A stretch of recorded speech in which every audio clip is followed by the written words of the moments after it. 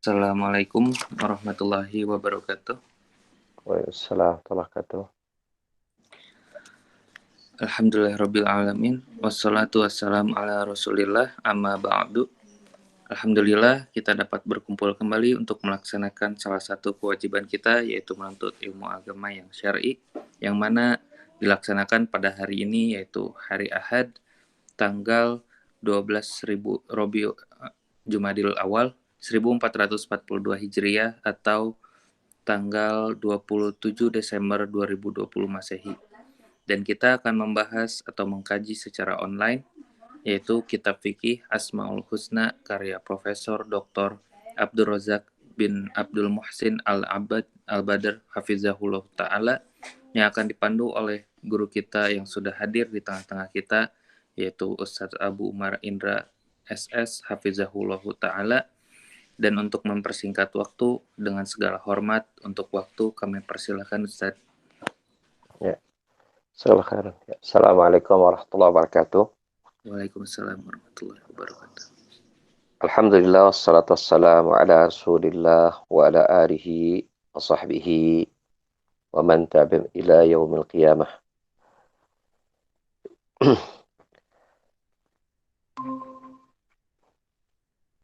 Qala Allah Ta'ala fi kitabil karim a'udzu samii'il 'aliim minasyaitonir rajim.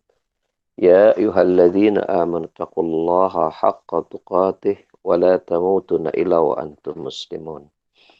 يا أيها الناس اتقوا ربكم الذي خلقكم من نفس واحدة وخلق منها زوجها وبث منهما رجالا كثيرا ونساء واتقوا الله الذي تساءلون به والأرحام إن الله كان عليكم رقيبا يا أيها الذين آمنوا اتقوا الله وقولوا قولا سديدا يصلح لكم أعمالكم ويغفر لكم ذنوبكم ومن يطع الله ورسوله فقد فاز فوزا عظيما أما بعد.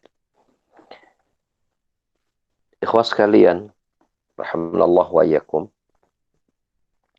Pada pertemuan kita di pekan yang lalu, kita sudah memasuki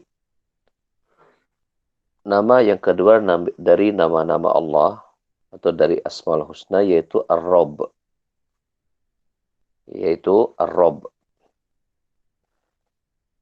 Yang berarti Allah sebagai zat yang maha mencipta, mengatur, dan menguasai. Dan kita sudah jelaskan atau sebutkan beberapa ayat di dalam Al-Quranul Karim yang menyebutkan lafadz dari Rabb itu sendiri. Yang paling akrab tentulah ya ayat yang terdapat dalam surah Al-Fatihah ya, yang berbunyi Alhamdulillahi Rabbil Alamin. Nah, di situ ada kata Rabbnya. Pada kesempatan subuh kali ini, kita akan membahas tentang apa pengertian yang lebih detail ya dari lafadz Rabb tersebut sebagai rangkaian dari atau bagian dari nama-nama Allah Subhanahu wa taala atau Asmaul Husna tadi.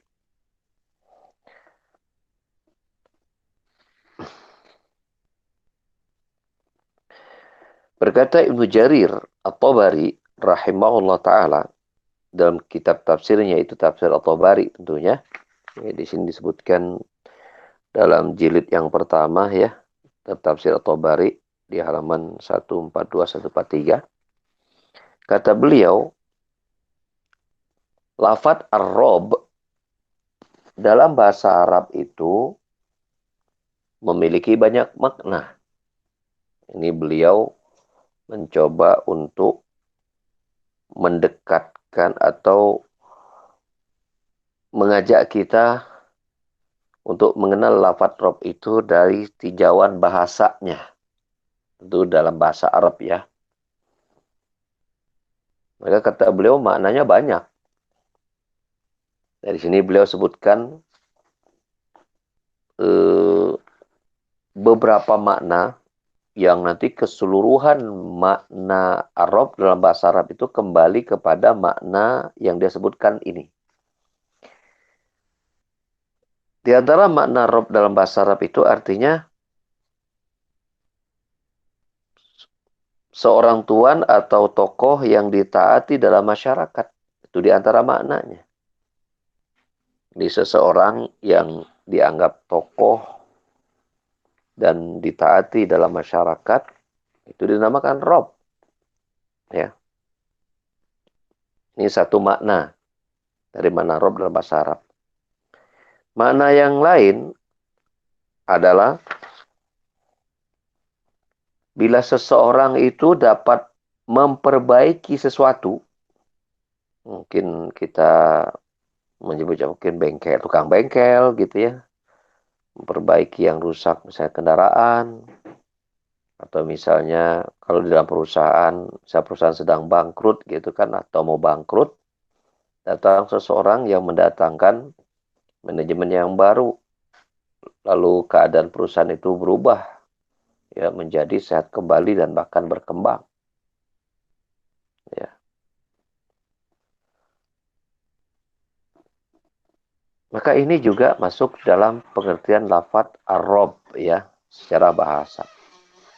Jadi seseorang yang dapat memperbaiki sesuatu, dia juga dikatakan rob. Ya. Kalau yang pertama tadi, seseorang yang dianggap tokoh masyarakat dan ditaati oleh masyarakat tersebut, itu juga dikatakan rob. Yang kedua, seseorang yang bisa memperbaiki sesuatu juga dikatakan rob. Ya. Mana yang lain dari kata rob adalah pemilik sesuatu. Seperti saya misalnya memiliki motor, maka saya dikatakan robnya motor. Ya. Fahmi ya punya rumah misalnya, maka dikatakan Fahmi itu robnya rumah. Maksudnya pemilik rumah tersebut. Ya, saya punya motor, dikatakan robnya motor, artinya pemilik motor tersebut. Ya, dan masih banyak lagi kata Imam At-Tabari ini dalam tafsirnya, mana-mana lain dari kata rob secara bahasa. Ya. Namun intinya kembali kepada tiga makna di atas. Ya, sehingga ketika itu dilekatkan kepada Allah Subhanahu wa taala, maka jadilah maknanya Allah sebagai Rob, dia adalah Tuhan yang tidak ada sekutu baginya, ya, dan tidak ada sekutu di dalam kekuasaannya. Ya seperti tadi tokoh masyarakat ditaati, ya karena ketokohannya, karena ketuanannya gitu kan, karena kekuasaannya dan segala macam. Maka Allah memiliki sifat seperti itu sebagai Rob. Dia juga adalah zat yang memperbaiki seluruh urusan hamba-hambanya.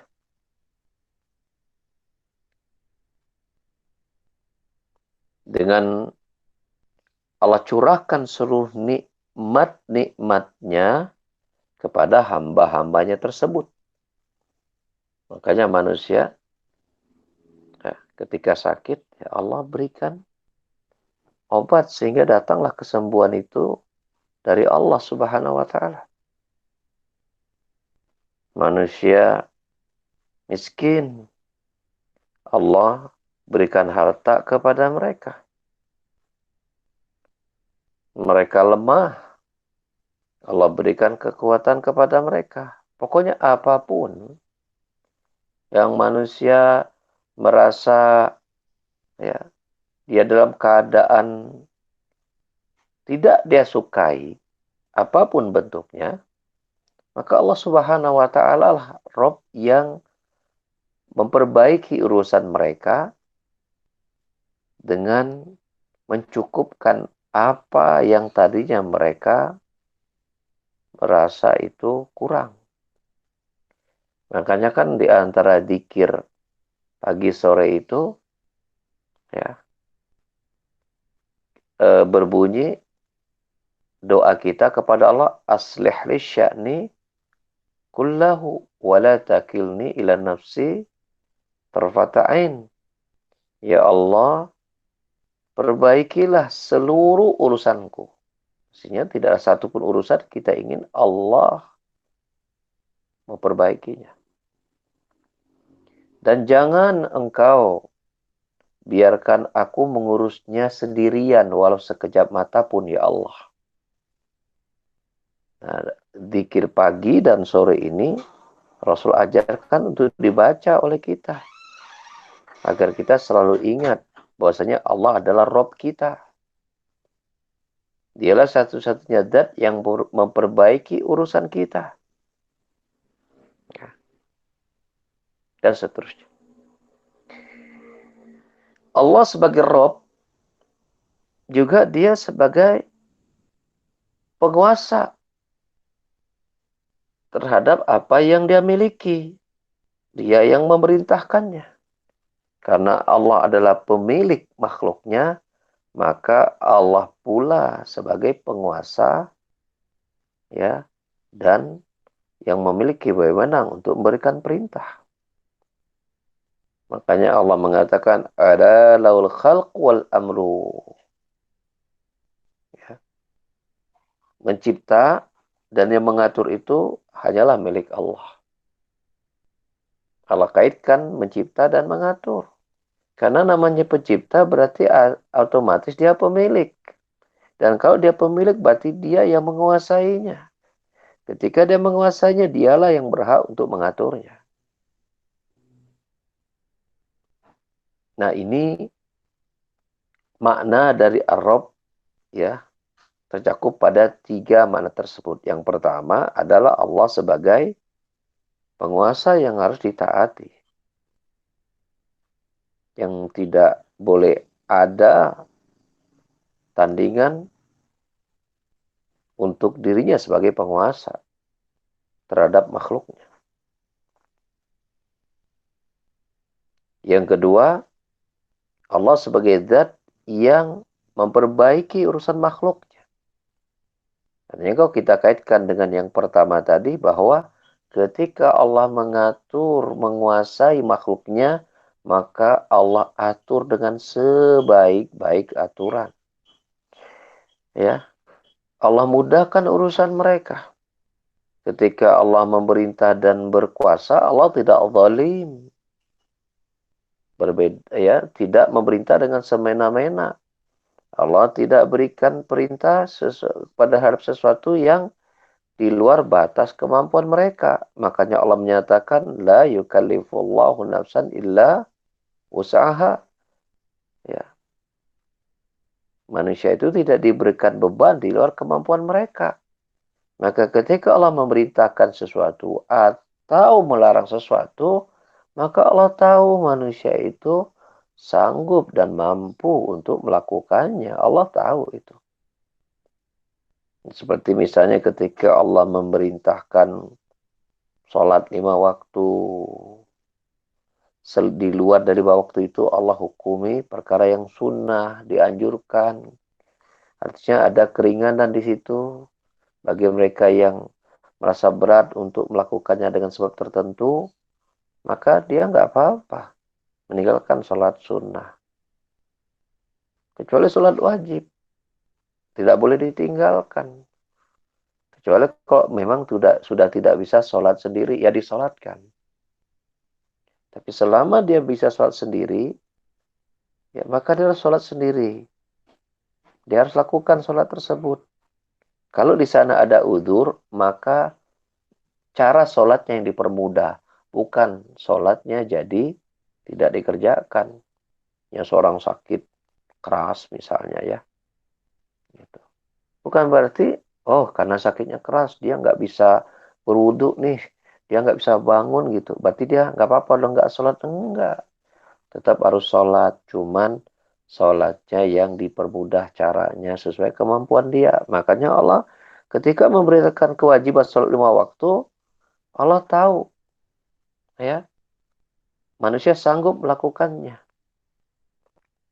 Tinggal diatur bagaimana sholatnya itu sesuai kemampuannya. Makanya Allah berfirman, La yukallifullahu nafsan illa usaha. Allah tidak memberikan beban di luar ya kemampuan hamba tersebut.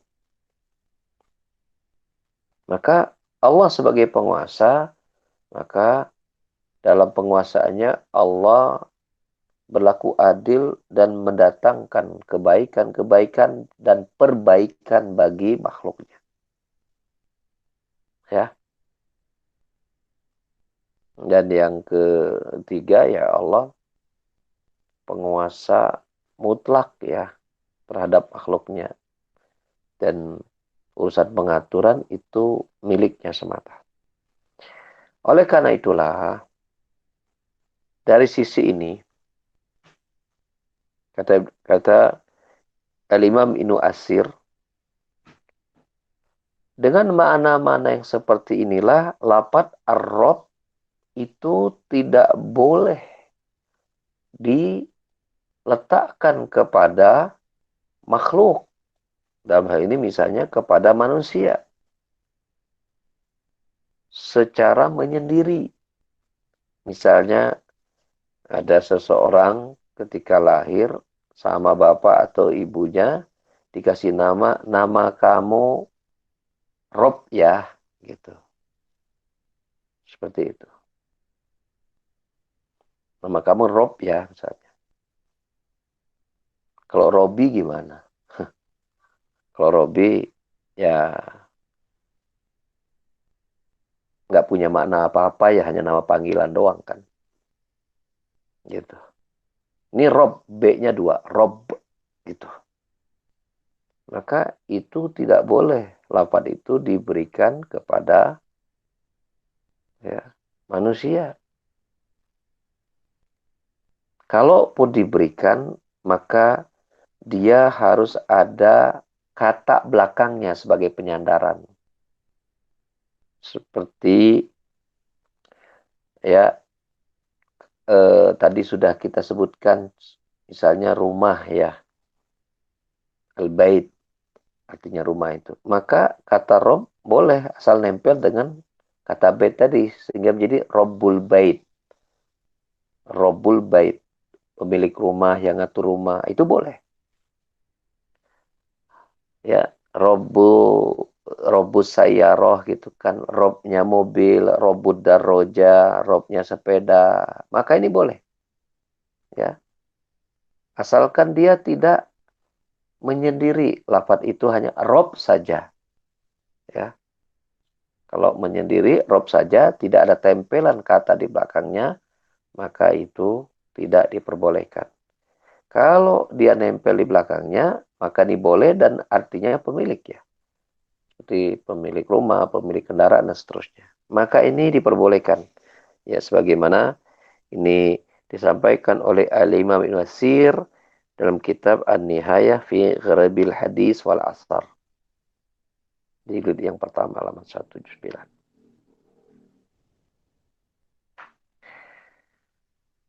Dan lebih dalam lagi,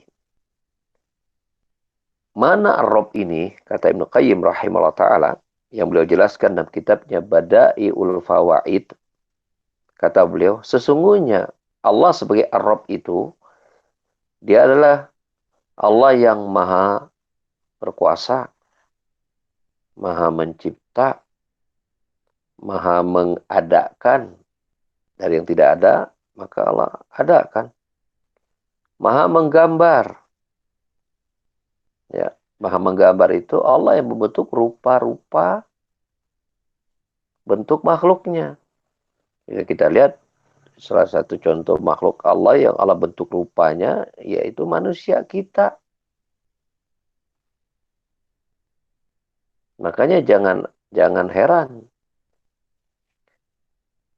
Ya,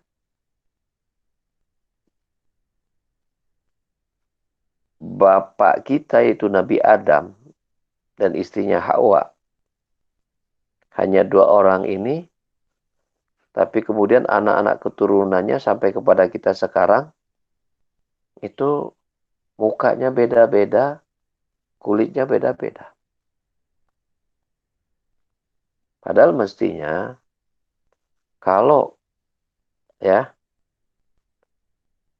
2 orang yang memiliki warna kulit hanya 2, ya 2 warna berarti kan. Nabi Adam punya warna kulit, Nabi Hawa punya warna kulit.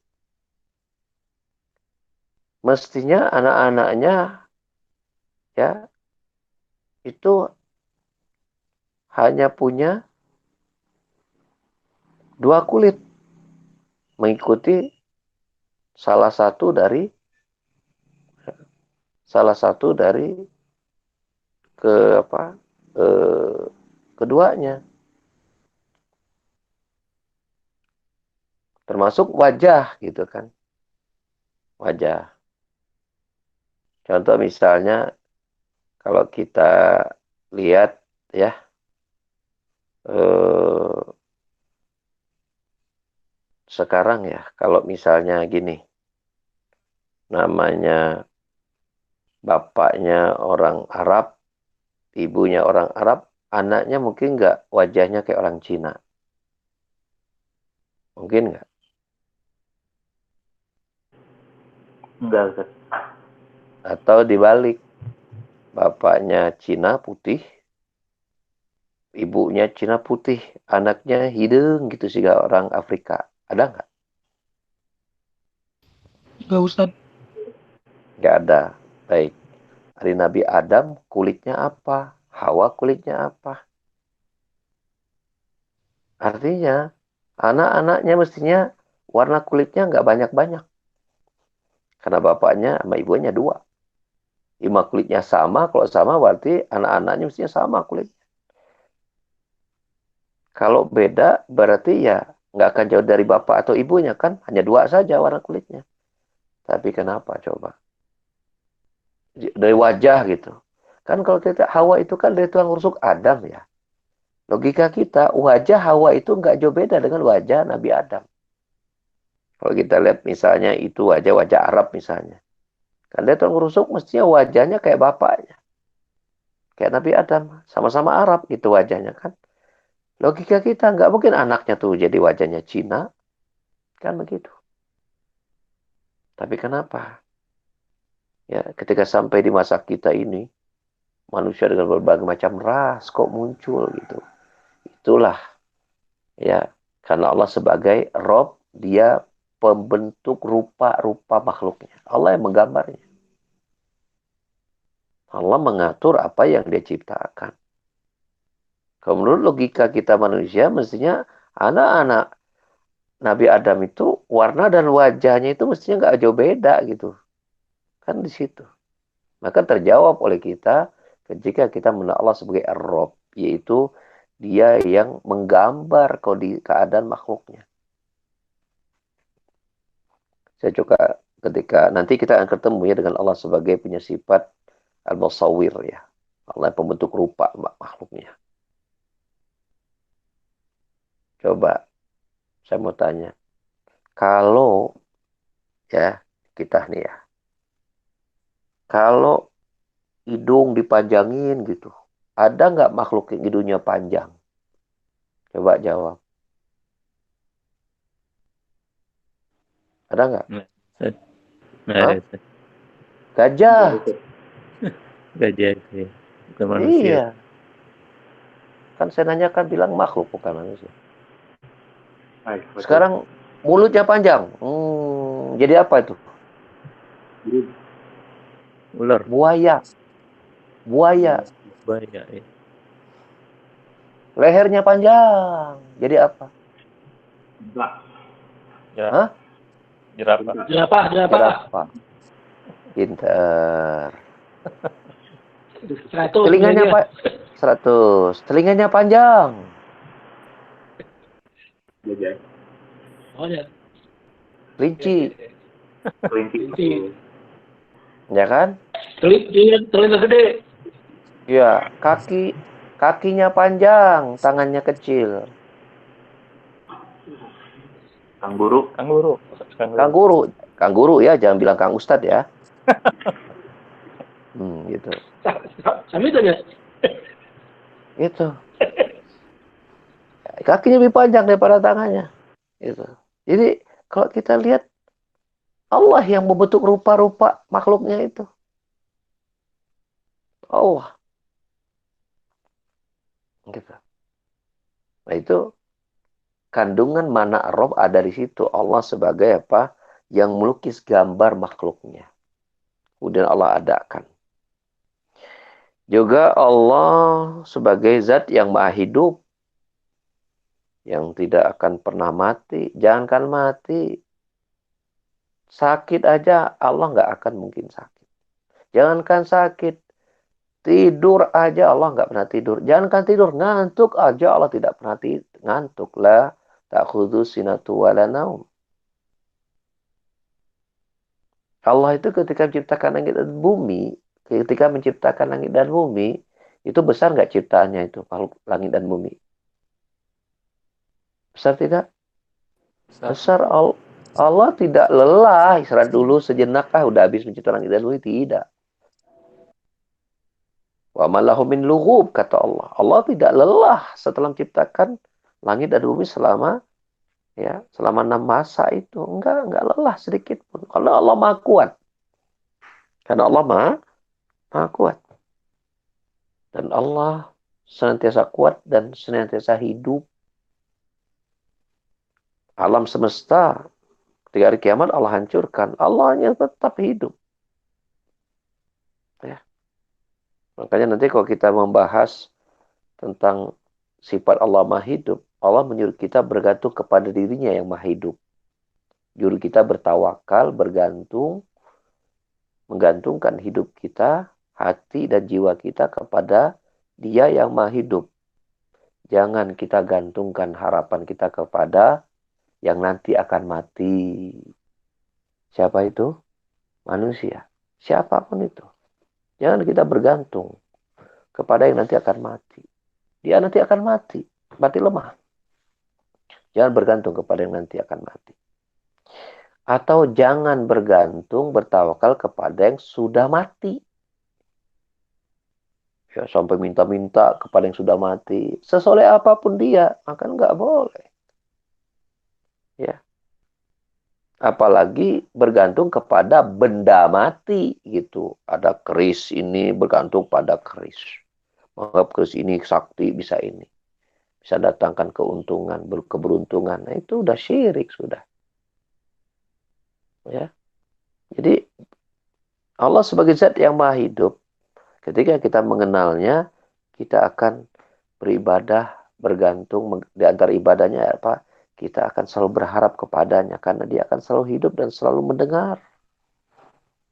Dan dia sebagai Rob yang perbaiki urusan kita, ketika kita memiliki permasalahan, dia akan datangkan solusinya buat kita. Gitu. Allah zat yang maha berdiri sendiri, tidak membutuhkan siapapun selain dirinya. Makhluklah yang butuh kepadanya, adapun dia tidak butuh kepada makhluknya. Andai seluruh makhluknya itu taat sama Allah, tidak sedikit pun itu menambah kemuliaan Allah. Enggak. Sebaliknya bila seluruh makhluknya itu berbuat dosa, maksiat kepada Allah, tidak sedikit pun itu merugikan Allah. Tidak. Ya, kekuasaan Allah tidak berkurang secuil pun ketika manusia seluruhnya berbuat maksiat di muka bumi ini. Tidak.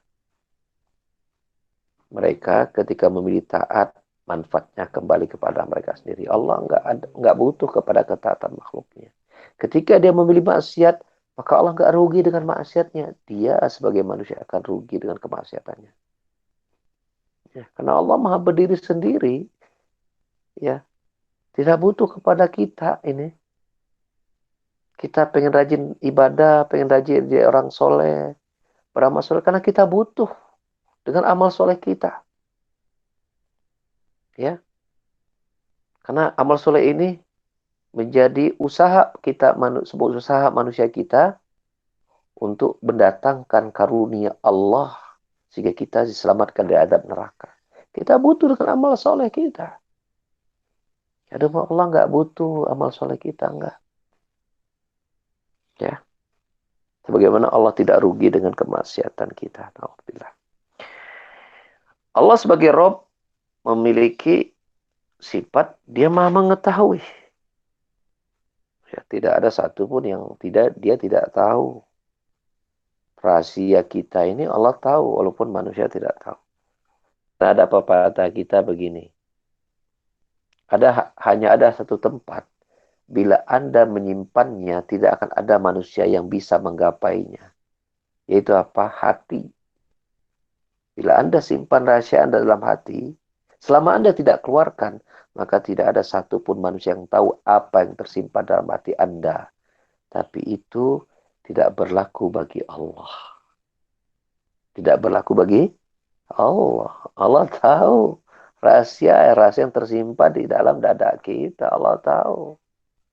Gitu.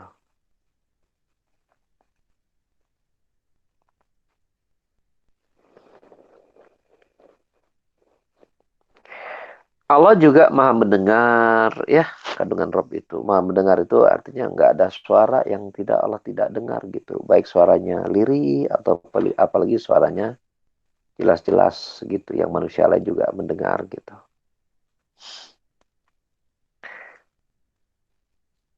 Lalu kemudian Allah maha berbuat kebaikan.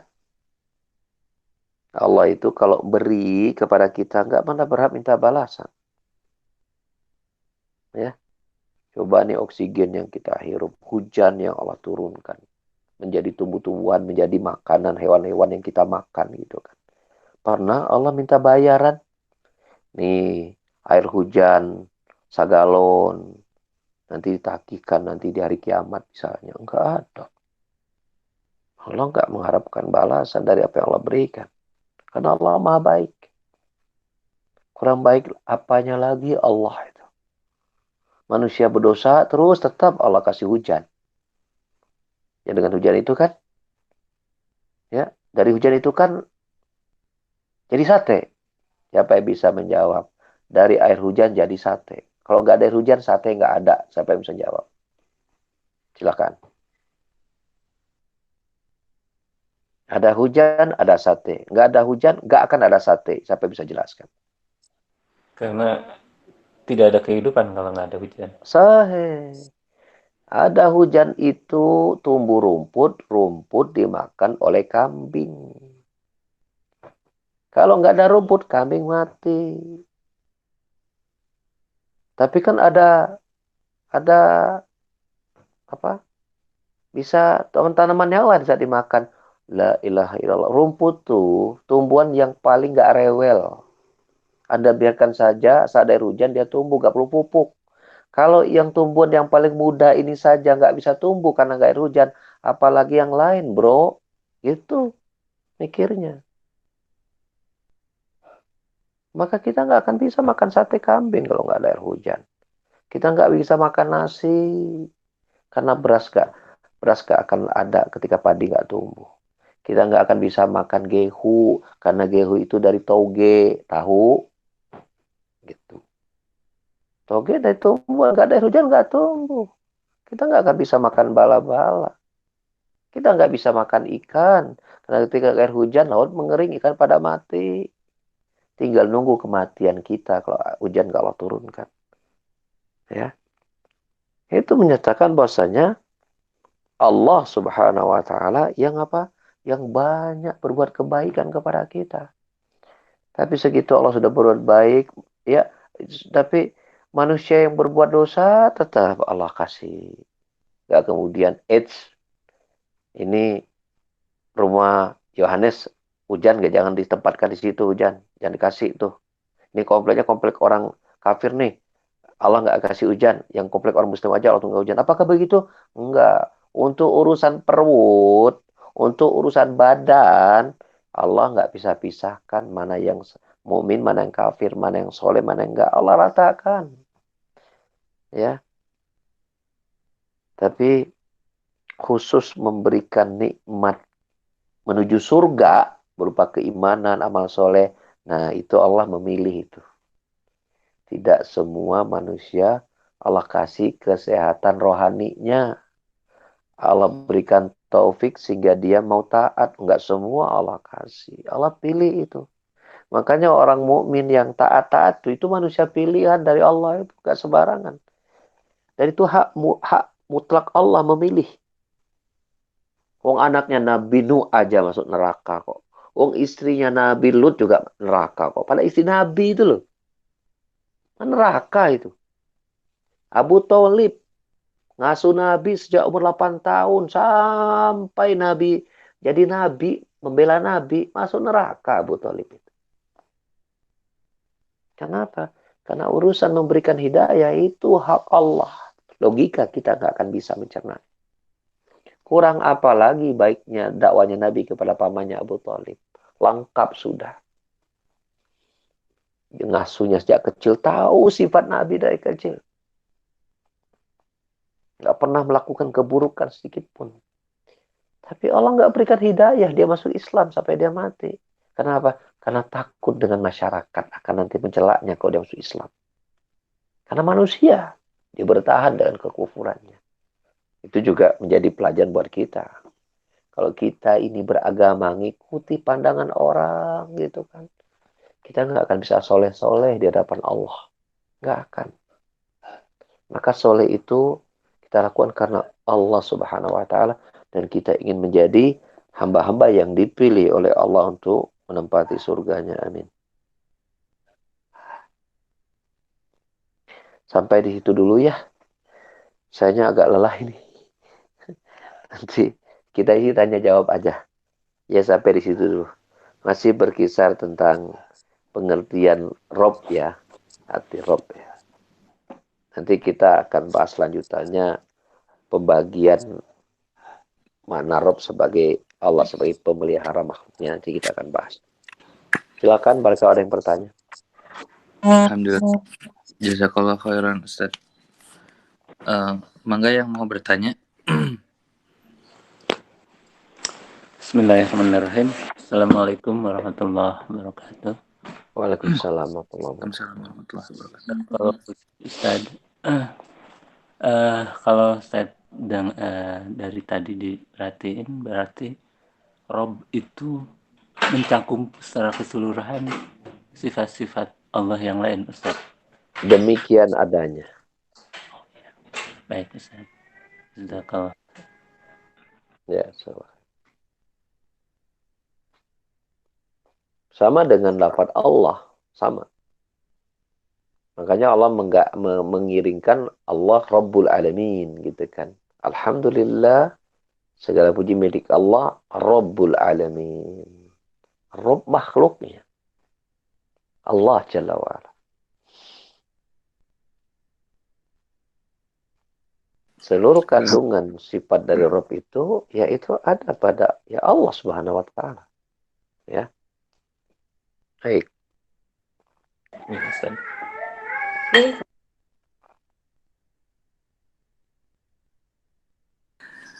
Syukron Ustaz atas jawabannya. Yang mau bertanya lagi, mangga bisa menyalakan mikrofonnya. Kita menyalakan api. Jangan dong Ustaz, terkahuluan Ustaz. Iya, benar kahuluan. Kurung kayaknya. Iya Ustaz. Ini di luar tema, Ustaz. Kalau yang lain dulu Pak Tasli, yang sesuai dengan tema dulu, yang lain sesuai dengan tema dulu. Nanti kalau udah nggak ada boleh dua tema. Oke. Mangga yang belum, yang masih yang mau bertanya, mangga. Kalau kata Ustaz kemarin, jangan malu-malu, langsung aja.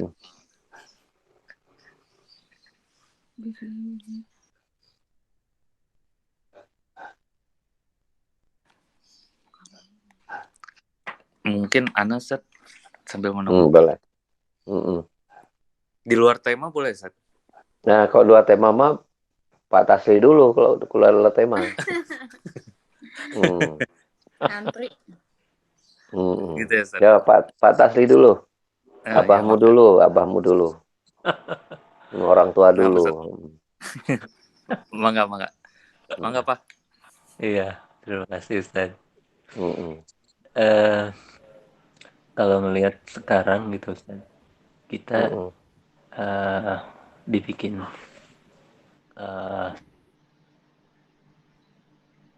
saya tahu dari ini aja, dari misalnya ada orang yang membicarakan mengenai kondisi negara kita saat ini, misalnya ada menteri baru yang seperti ini. Ini gimana kita menghadapi ini, Ustaz? Sabar ya, sambil berdoa gitu ya. Kita sibukkan diri kita dengan amalan yang kita ikhlaskan ya. Nanti pertolongan Allah ada di situ nanti. Ya. Kita tidak perlu terlalu reaktif ya dalam seperti ini. Sambil kita doakan mereka ya, para pemimpin kita ya. Allah yang mengatur hati manusia. Mudah bagi Allah untuk menjadikan setiap hati, jangankan seorang muslim, bahkan hati seorang kafir untuk berubah menjadi muslim, itu mudah bagi Allah. Oleh karena itu, perbaiki saja hubungan kita dengan Allah ya, sehingga kualitas ibadah kita juga baik, sehingga doa-doa kita mudah dan segera dikabul gitu. Seperti itu. Selama kebijakan-kebijakannya itu masih bisa kita sabar, ya bersabar. Ya, bersabar kita. Insyaallah ta'ala. Tapi terus berdoa. Ya. Dan sibukkan kita dengan dakwah dan seterusnya. Kalau misalnya berdoanya, ya Allah, saya mohon ya Allah untuk diganti kembali misalnya. Kalau itu doanya gimana Ustaz? Boleh. Selama wajar aja, permintaannya wajar ya nggak apa-apa. Kita minta kepada Allah agar diberikan pemimpin yang terbaik ya, siapapun itu ya. Seperti itu. Sebab kita kan juga tidak tahu kalau kita bilang minta diganti, jangan-jangan penggantinya lebih buruk, mana kita tahu. Betul. Ya, cukup. Balik ke ini Fahmi ini. Apa nih? Ya, ini ada pertanyaan WA ini. Oh iya, tadi kelewat. WA itu dari siapa? Afia Hasan, dari Ibu Afia Hasan. Cuman kelewat tadi. Isi WA-nya apa tadi?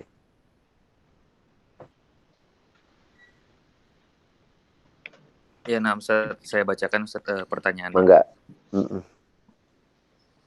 Pak Ustadz izin bertanya, bagaimanakah cara menjawab orang-orang yang bertanya bagaimana hukum bagi orang-orang yang melakukan operasi bagian wajahnya atau bahkan dari laki-laki menjadi perempuan, tapi kemudian akhlak mereka baik dan bahkan berdakwah Islam? Iya. Gini.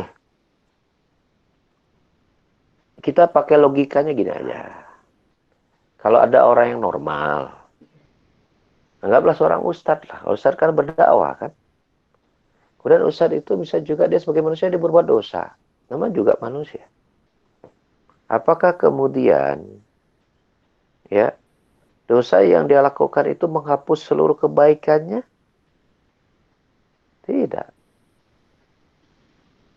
Kebaikannya ikhlas, maka nanti ditimbang di hari kiamat. Karena di situ ya manusia itu kan seburuk-buruk apapun dia ada itu kebaikan dia gitu. Nanti ditimbang di hari kiamat. Nah, begitu juga tadi. Orang yang merubah wajah dari perempuan jadi laki misalnya. Dia dosa itu, termasuk dosa besar. Lalu kemudian dia udah menjadi laki-laki menjadi seorang dai, berdakwah kepada kebaikan gitu kan. Ya. Kita bahasa kasarnya ya waria, jadi dai gitu, jadi ustadz gitu. Apa yang dia sampaikan benar, lahir dari keikhlasan, dari hati yang tulus, dengan dakwah yang benar misalnya. Maka dicatat kebaikan nggak bisa dicatat sebagai kebaikan oleh Allah Subhanahu wa taala. Dari dakwanya kok banyak orang bertobat gitu kan bisa diterima sebagai sebuah pahala. Nanti ditimbang di hari kiamat. Dosa dia merubah wajahnya dan dosa dia apa? Dan kebaikan yang dia lakukan dalam dakwahnya itu ditimbang di hari kiamat. Karena apa? Karena merubah wajah itu tidak menjadikan dia kafir. Beda kalau perbuatan-perbuatan menjadikan dia murtad. Ya, dia tadinya eh, perempuan muslimah, kemudian dia berubah menjadi laki-laki, berubah jadi apa pendeta, mendakwain orang yang tadinya mabuk-mabukan, hanya jadi nggak mabuk pergi ke gereja gitu, gitu misalnya kan. Dalam pandangan dia, ya orang yang tadi mabuk sekarang rajin ke gereja, itu berarti kebaikan buat buat buat dia. Maka tidak. Atau misalnya contoh ekstrim misalnya ini, ada orang yang mabuk muslim didakwai oleh pendeta, akhirnya dia bertobat dan dia jadi rajin ke masjid. Dia berubahnya karena pendetanya tadi. Ya itu kebaikan, tapi tidak mendapatkan pahala sedikit pun dari pendeta tersebut sampai dia masuk Islam. Kalau ternyata selama dia masih hidup pendeta ini gitu kan, banyak orang Islam yang sadar kemudian jadi tobat dan jadi orang soleh dan rajin ke masjid, maka itu tidak sedikit pun memberikan pahala buat dirinya dan tidak bisa menolong pun dari dirinya dari adab kubur dan dari adab neraka. Nggak ada manfaat. Karena status iman itu status yang mahal. Ya, taruhannya adalah seluruh dunia dan seisinya. Nah, seorang ustadz yang anggaplah dia jadi laki, tadinya perempuan, dia operasi wajah misalnya. Dia belajar agama getol gitu. Apa yang disampaikannya benar gitu. Apakah kemudian dia tidak memiliki kebaikan? Punya kebaikan. Ia dilakukan ikhlas karena Allah. Gitu kan. Maka ini ditimbang di hari kiamat jawaban. Ya, ditimbang di hari kiamat. Walaupun begitu, ini tidak berarti bahwasanya kita membiarkan perbuatan-perbuatan yang seperti ini, yaitu orang merubah wajah. Dan itu bisa, ya, ini bisa, ya apa ya, bisa mengganggu kemuliaan dakwah juga, yang seperti itu. Maka bila dia sudah berdakwah ya sudah, kita nggak bisa ngapain. Tapi karena ini aib, lumayan aib besar gitu kan, pribadi tapi aibnya aib besar. Maka sebaiknya kita tidak berikan posisi-posisi yang besar di tengah-tengah umat gitu. Ya, jangan. Kita komang dia itu ya disuruh dia bertobat dulu lah. Ya, sebelum dia berceramah ngajak kebaikan, dia bertobat dulu lah dari keburukannya. Ya, atau kembalikan dulu dirinya menjadi sifat aslinya dengan cipta Allah Subhanahu wa taala. Sebelum dia wafat gitu kan dia bertobat. Makanya ya kita bila bisa memiliki kedudukan ya kita tidak tempatkan ustadz-ustadz seperti itu yang menggantikan wajah misalnya dari perempuan jadi laki misalnya, itu nggak usah kita tempatkan pada posisi dia tengah-tengah masyarakat, jangan. Ya, tanpa kita menghukumi apa yang sudah dia lakukan itu tidak berdampak sehingga membuat dia dari kebaikannya, ya. Itu kita kembalikan kepada Allah Subhanahu wa taala. Tapi tindakan kita dalam ke dunia ya sebaiknya kita tidak berikan tempat ya buat orang yang seperti itu karena cacat dakwahnya besar itu. Cacat dakwahnya besar. Beda kalau orang punya masa lalunya misalnya perbuatan-perbuatan maksiat, kemudian tobat ya dihapuskan dosanya. Tapi kok ini kan tidak bisa berubah secara fisik. Terus menerus gitu. Terus menerus. Ya. Maka demikian Allah SWT. Satu lagi pertanyaan terakhir kalau ada. Siap, Ustaz. Jazakallahu khairan atas jawabannya. Mangga yang mau bertanya lagi bisa menyalakan mikrofonnya. Menyala.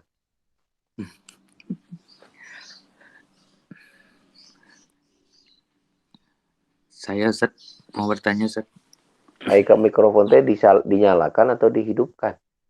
Dihidupkan sih Ustaz. Iya, iya. Kalau dinyalakan mah kompor ya biasanya. Benar Ustaz. Atau sama wae lah. Ya, mangga silakan. Iya Ustaz. Ini Ustaz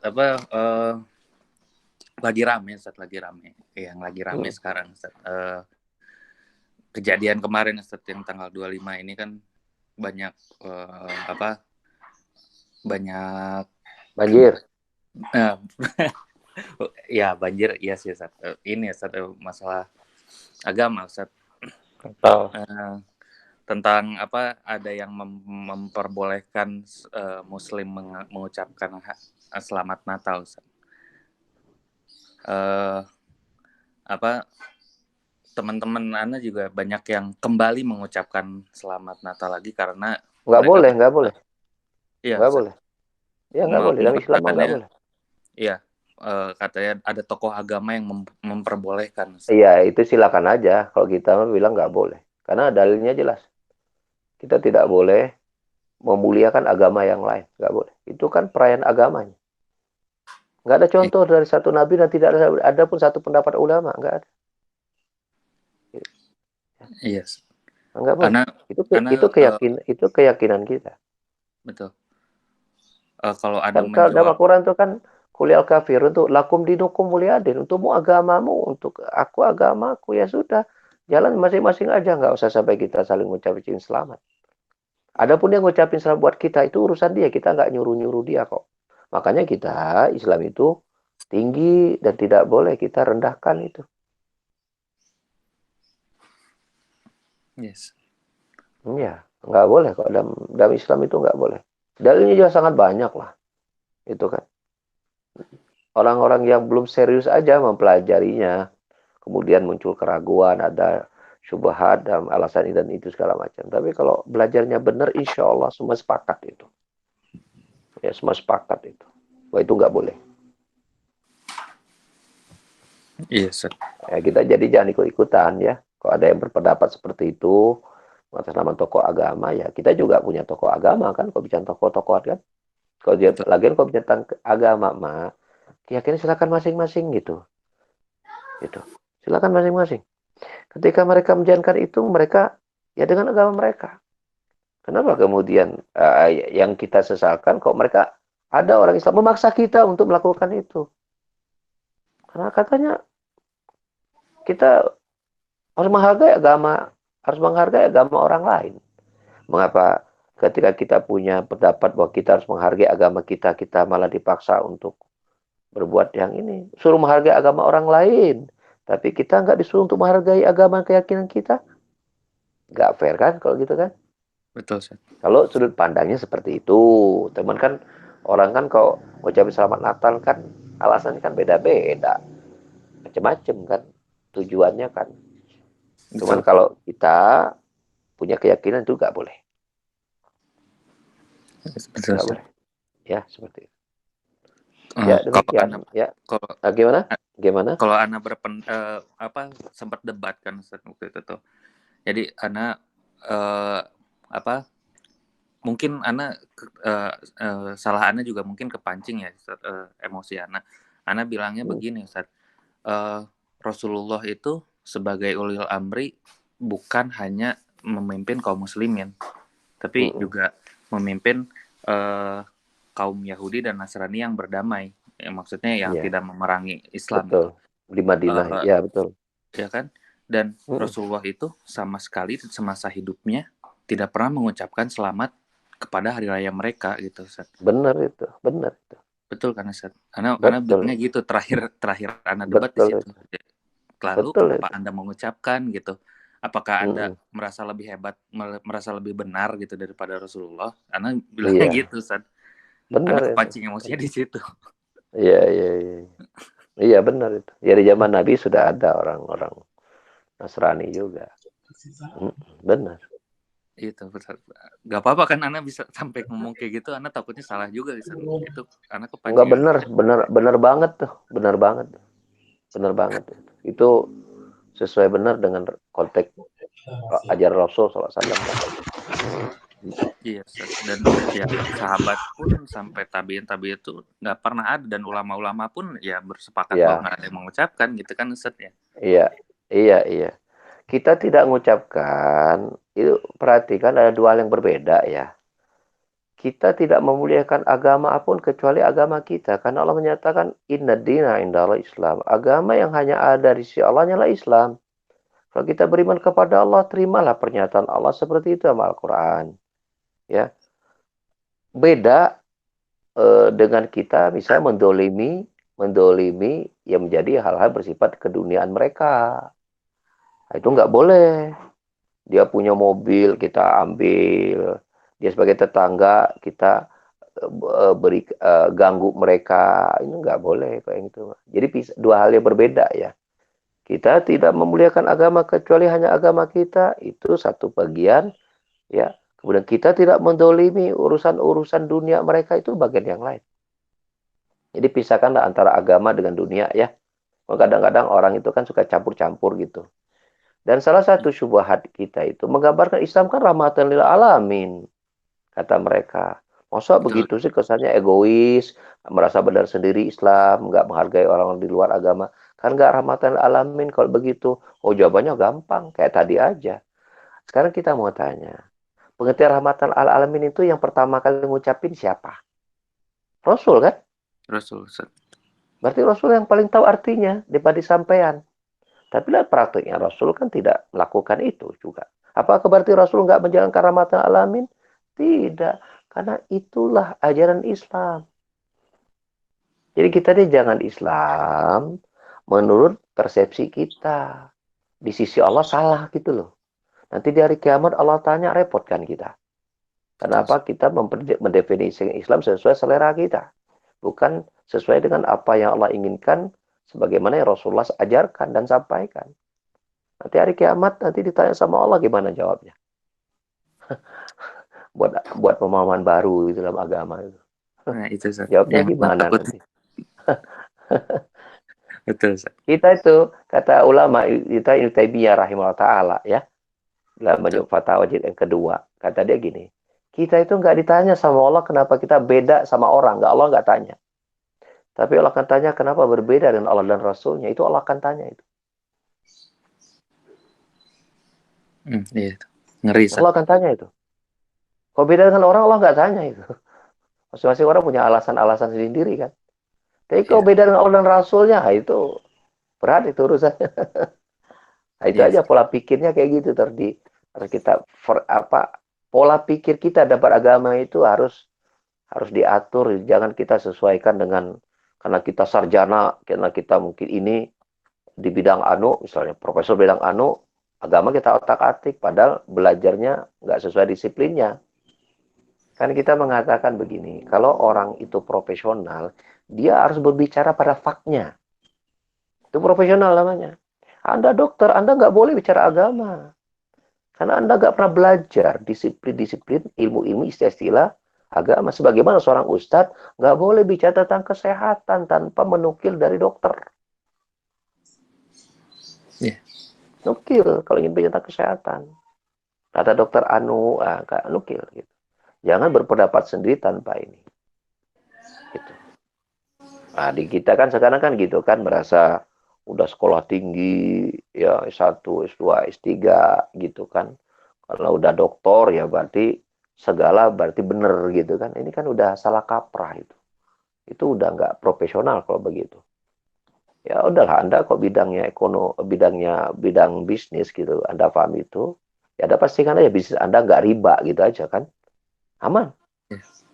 Itu. Jangan coba-coba bicara tentang masalah fikih negara menurut syariat Islam, salah nanti Anda. Itu kan masing-masing kan punya ilmunya gitu kan. Betul. Itu seperti itu. Ini yang harus diluruskan sih dari cara berpikir gitu kan. Jadi banyak orang sekarang itu mengatakan profesionalisme, tapi nggak proporsional. Di luar jalur gitu di kita sekarang itu. Banyak sekali gitu. Orang-orang yang nekat gitu ya. Kalau nekat dalam urusan dunia orang bisa balik. Kalau nekat masalah agama kan bahaya itu. Urusannya akhirat. Ya, urusan agama kalau Anda belum belajar, Anda lebih baik banyak nanya, banyak diem, banyak baca. Belum saatnya Anda itu berpendapat, berceramah, mempengaruhi orang lain. Belum saatnya. Banyak belajarlah, ya. Banyak belajar. Hormati orang-orang yang profesional di bidangnya, gitu ya. Jangan kita merasa bahwa kita sejajar dengan mereka, ini keliru. Itu keliru itu. Itu justru kita nggak profesional kok gitu. Ya, belajar. Ya, saya aja kok tentang marketing tuh saya coba belajar baca tentang marketing, pendapat para tentang marketing. Saya belajar kok saya pengen bisnis. Kemudian bagaimana tujuan Islam melanggar nggak marketing seperti ini. Kita belajar. Ya, belajar. Ya, mungkin sampai di situ dulu ya yang bisa kita kaji. Mudah-mudahan Allah mudahkan kita untuk terus memahami agama kita ini. Ya, perlahan demi perlahan ya dengan pemahaman yang baik dan benar dan bisa kita amalkan dengan amal dengan amalan sebaik-baiknya ya, dan amal itu Allah terima ya, jadi amal yang bisa membantu kita di hari kiamat ya. Amin Allahumma amin. Subhanakallahumma hamdika asyhadu an la ilaha illa anta astaghfiruka wa atubu ilaik. Wa akhiru da'wana alhamdulillahirabbil alamin. Barakallahu fikum wa jazakumullahu khairan. Assalamualaikum warahmatullahi wabarakatuh. Waalaikumsalam warahmatullahi wabarakatuh. Jazakallahu khairan.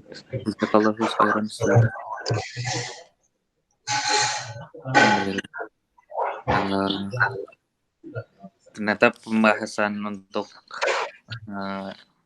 bab Ar-Rob ini masih panjang. Mungkin pekan depan akan dihabiskan sama Ustadz atau dua pertemuan lagi, karena yang baru dibahas dari